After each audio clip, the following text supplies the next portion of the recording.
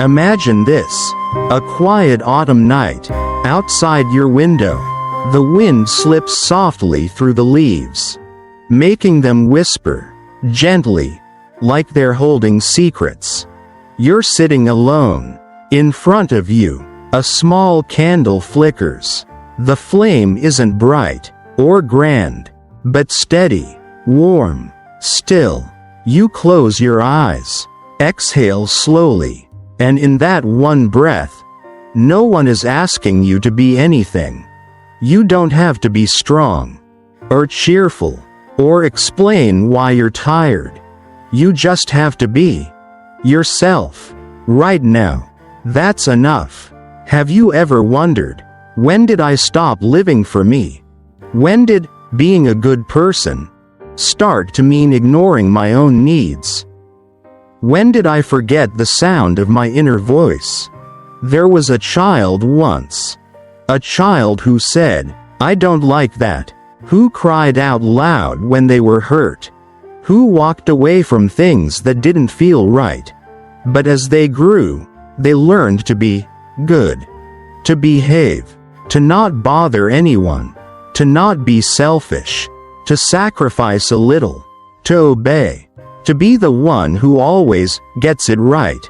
And so that child stopped living for themselves. The Buddha said, "One who knows themselves needs no approval. One who respects themselves bows to no one." It's not pride. It's a quiet reminder that freedom doesn't come from someone else's permission. It comes when you finally give yourself that permission. Psychologists call it inner autonomy.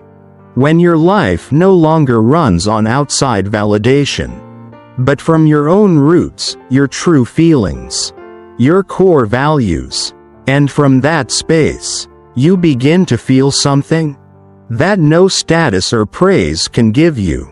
Self-respect, not arrogance, not superiority, but the quiet truth: I no longer betray myself. Tonight, you don't have to fix anything. You don't have to be better or bounce back. All you have to do is place a gentle hand over your heart and whisper, "I want to hear you now. I don't want to abandon you anymore." This podcast is that kind of place.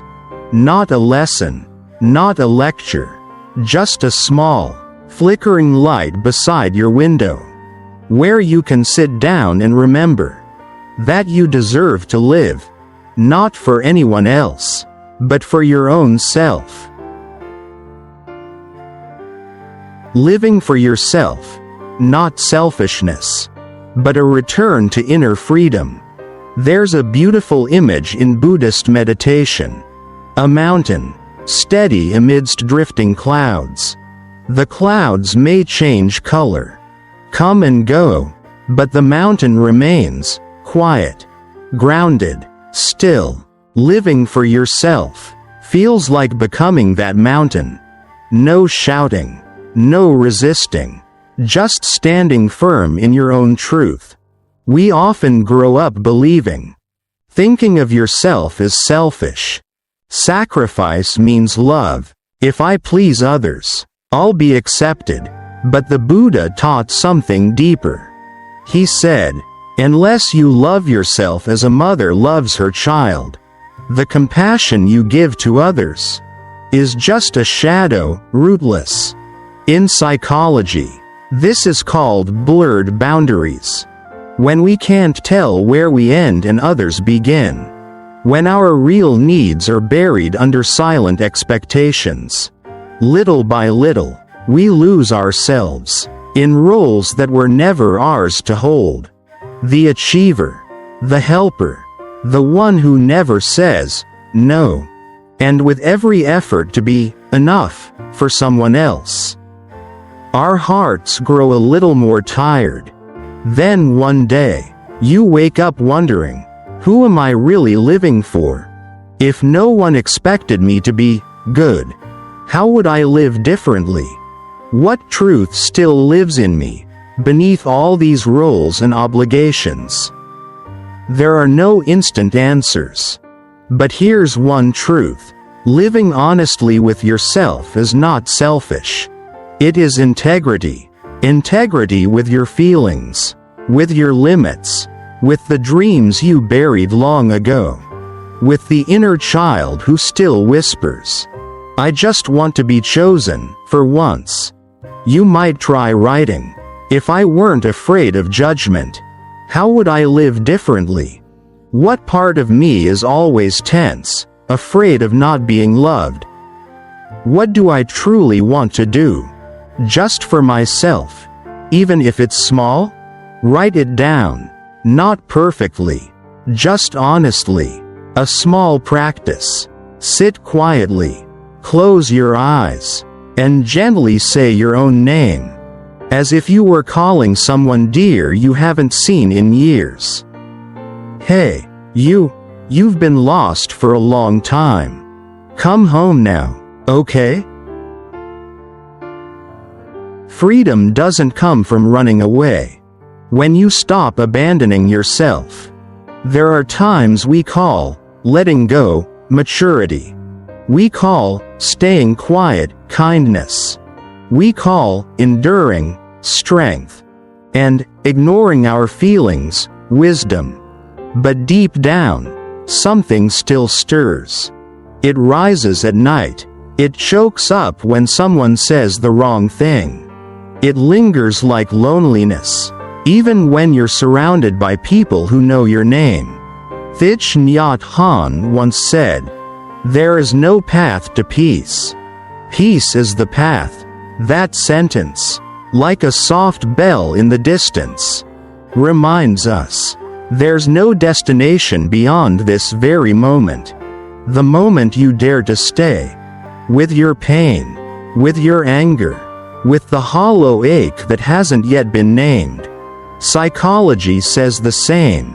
When we avoid emotions, they don't disappear. They just hide, and come back as tension, burnout, anxiety, or a sudden cry you don't know how to explain. Running away never really frees us. It just delays the truth. So what is real freedom? True freedom is no longer being ruled by the parts of you that haven't been held. It's the quiet bravery of sitting with yourself and saying, "Yeah, I've been hurt, but I'm not afraid of it anymore." Here's a small practice you can try. When a strong emotion rises, anger, sadness, shame, don't push it away. Place your hand on your chest. Inhale and whisper, "Hello there. I see you." Exhale. You don't have to scream anymore. I'm listening now. Emotions don't need to be solved right away. They just need to be seen. And sometimes, that alone is where healing begins. If you'd like, you can write, "What do I tend to avoid within myself? If I weren't afraid to face it, what's the first thing I'd say to me?" You don't need long answers. Just enough for your heart to soften a little. 2. Between authenticity and people pleasing.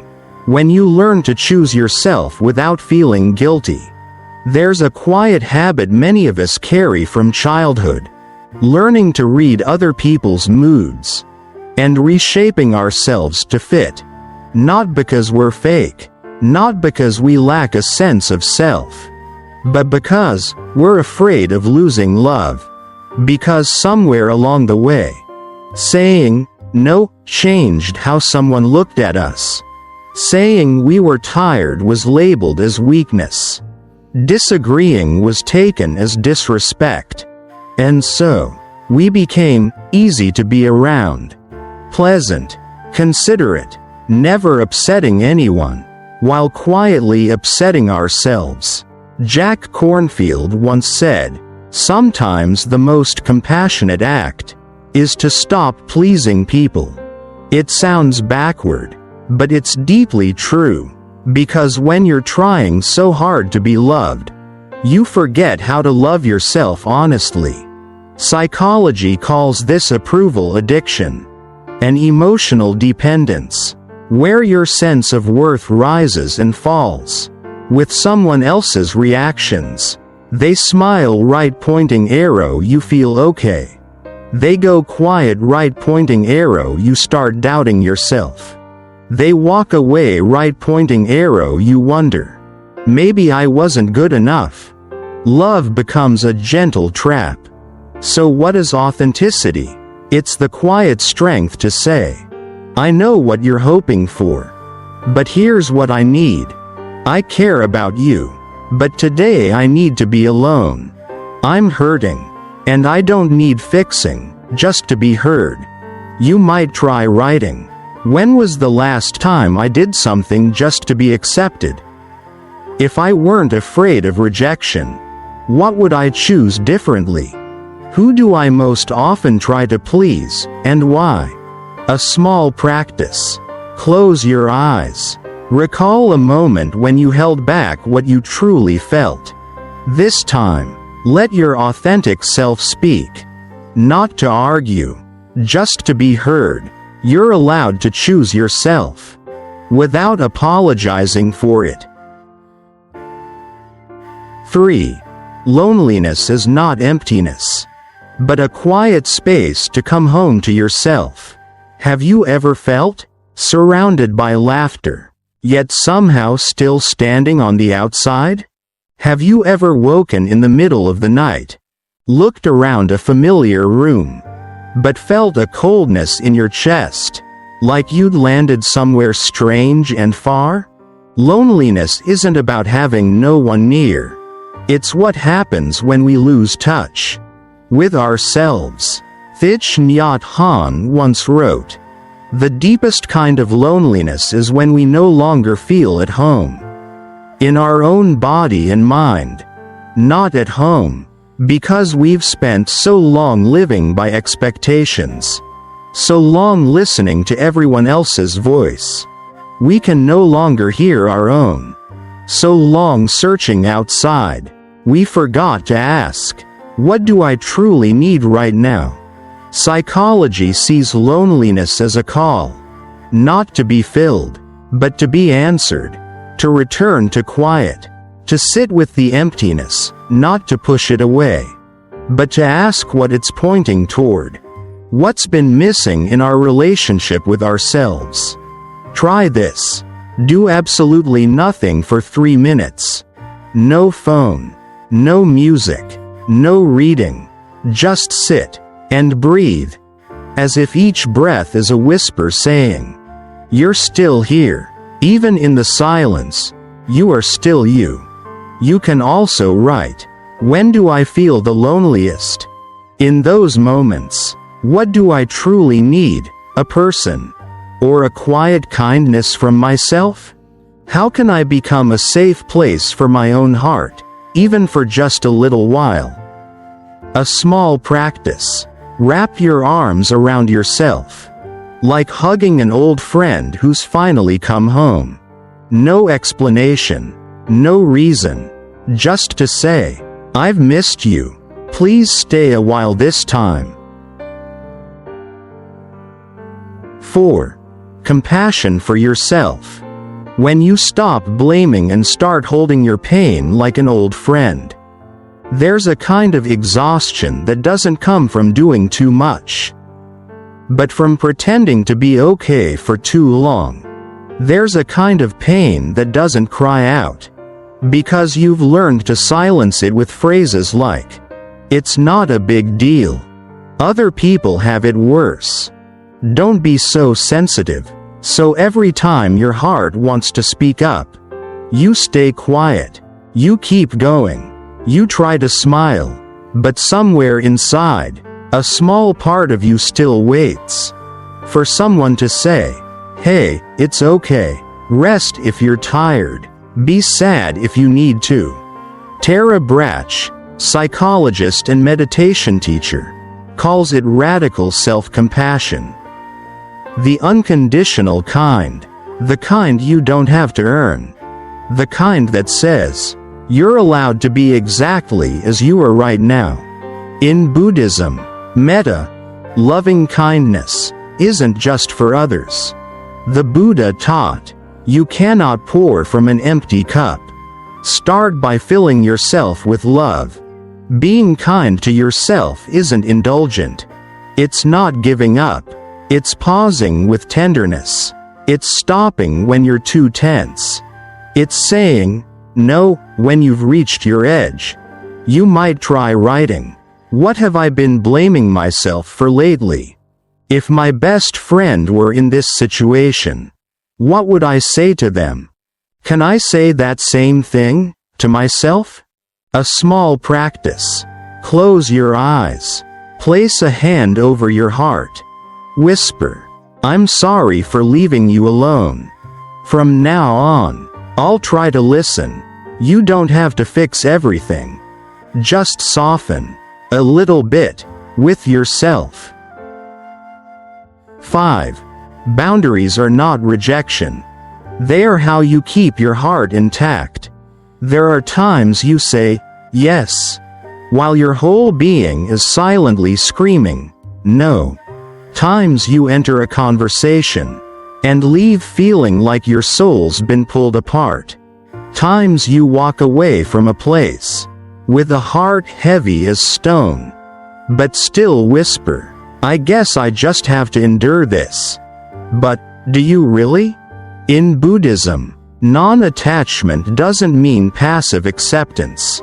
The Buddha taught, letting go doesn't mean allowing others to cross your boundaries. It means not letting your mind be pulled by what no longer aligns. In psychology, boundaries are your emotional immune system. You can't see them, but when they're weak, you feel drained, exposed, easily hurt. Boundaries teach others how to love you, not through anger, but through calm clarity. This is what I can give. This makes me uncomfortable. And this is what I choose to protect my peace.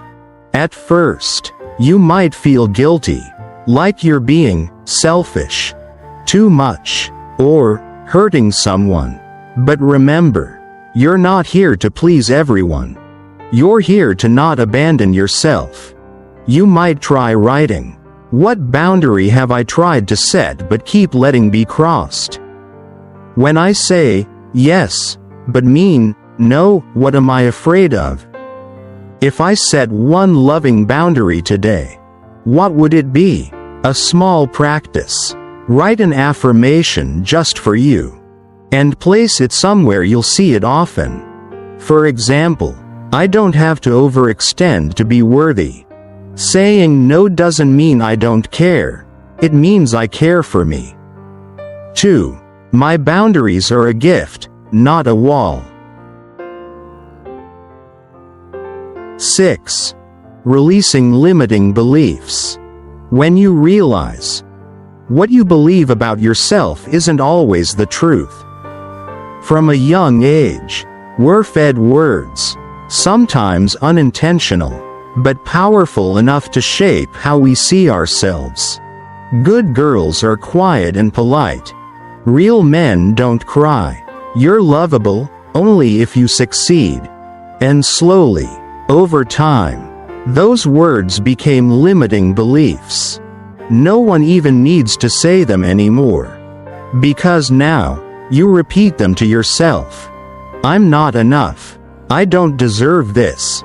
I only matter when I."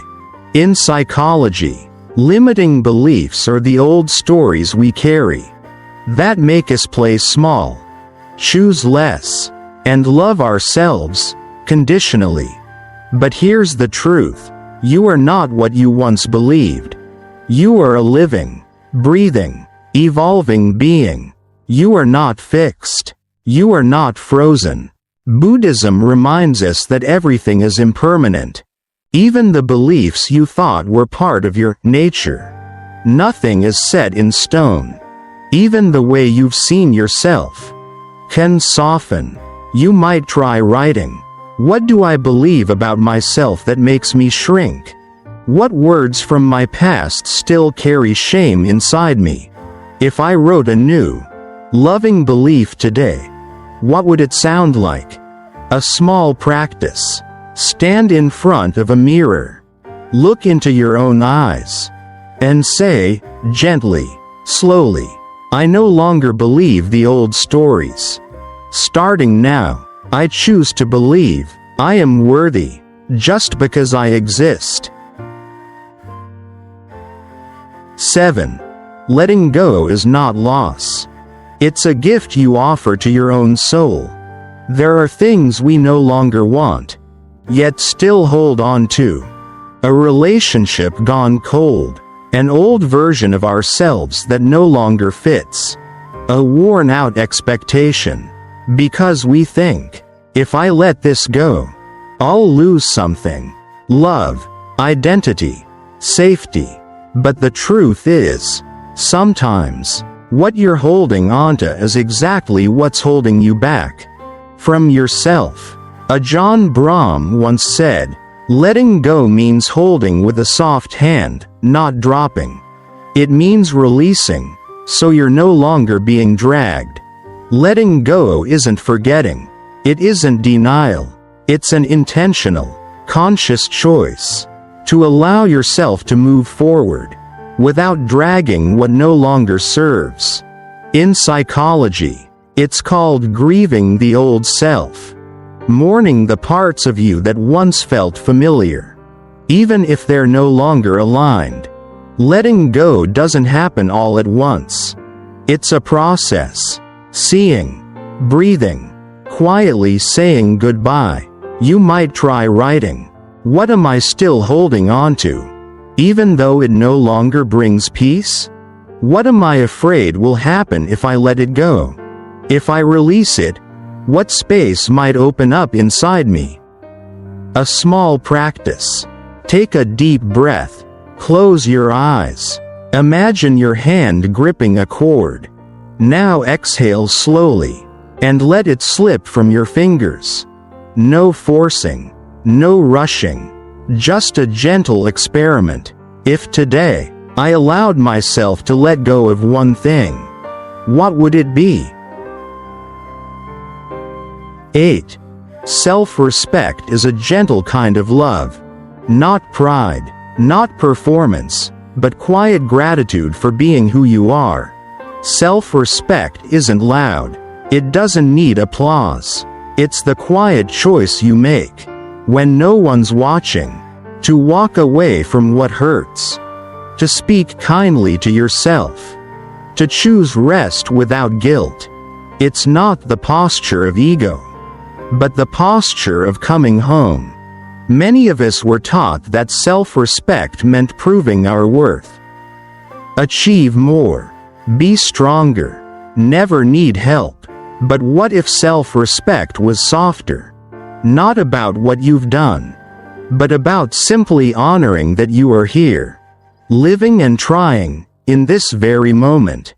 In Buddhism, there is no hierarchy of beings. No soul is more worthy than another. Each of us is seen as part of the same great web of interbeing. Thich Nhat Hanh wrote, "You are a flower in the garden of humanity. You don't need to be someone else. You only need to be yourself, beautifully." What a relief, that you don't need to earn what you already are. In therapy, building self-respect often begins with small choices. Setting a boundary, eating when you're hungry, saying no, even when it feels uncomfortable. Not to prove your strength, but to gently whisper, I matter. 2. You might try writing. What does self-respect look like for me, when no one else is watching? Where have I abandoned myself in the name of being nice? What is one small choice I can make today? Just for me? A small practice. Place a hand on your chest. Take a breath, slowly. Say to yourself, like a vow, I will treat myself with as much care as I would a child I love. Because you are worthy. Not someday. Not when you're fixed. But now. Just as you are. 9. Living for yourself is not selfish. It's devotion to your truth, to your path, to your peace. We're often told, put others first. Don't be selfish. Think of how they feel. And yes, compassion matters. Kindness matters. But what happens when you disappear? In the name of being kind? What happens when your whole life becomes a series of polite yes, while your heart keeps whispering no? Living for yourself isn't about turning your back on others. It's about turning toward yourself. After years of looking away. It's not defiance. It's not rebellion. It's the quiet realization, if I don't choose me, no one else can do it for me. Buddhism teaches that true compassion includes yourself. That we cannot offer real peace to the world if we are suffering in silence. As the Buddha said, you, yourself, as much as anybody in the entire universe, deserve your love and affection. You don't owe the world your exhaustion. You don't have to prove your goodness by losing yourself. In psychology, this shift is called self-authorization.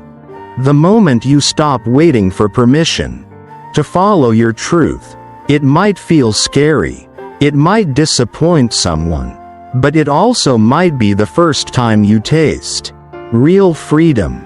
You might try writing, what would change if I lived more for myself? Where in my life am I still seeking approval more than alignment? What part of me is still waiting to be chosen by me? A small practice. Close your eyes. Place both hands on your heart. Say, like a soft declaration, I choose me, not in spite of others, but because I finally know my life belongs to me. 10. Returning to yourself. A quiet homecoming, where nothing needs to be fixed, just felt. Some journeys don't take you far. They just bring you closer to where you were always meant to be.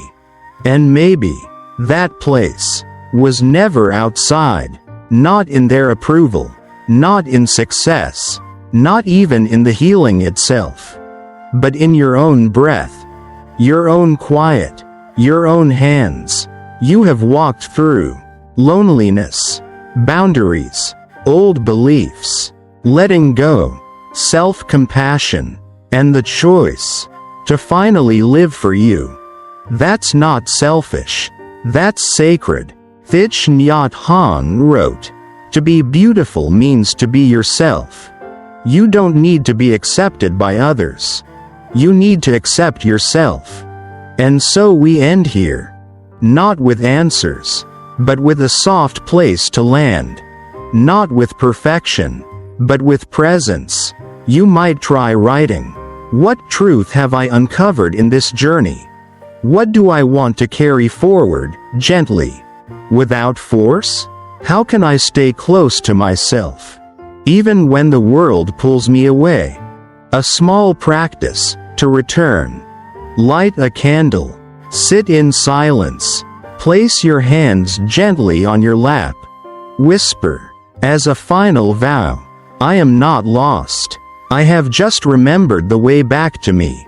You've come so far. Let yourself rest now. You don't have to be anything but here. You are home. Welcome back. You've walked a truly tender path. No applause. No milestones to prove. Just the quiet courage of listening to your own heart, if only for a few silent moments. You placed your hand on your chest, wrote down the things you'd hidden, dared to release, dared to breathe, and at times, just dared to be still. If you ever forget, please remember, You don't have to fix yourself to be lovable.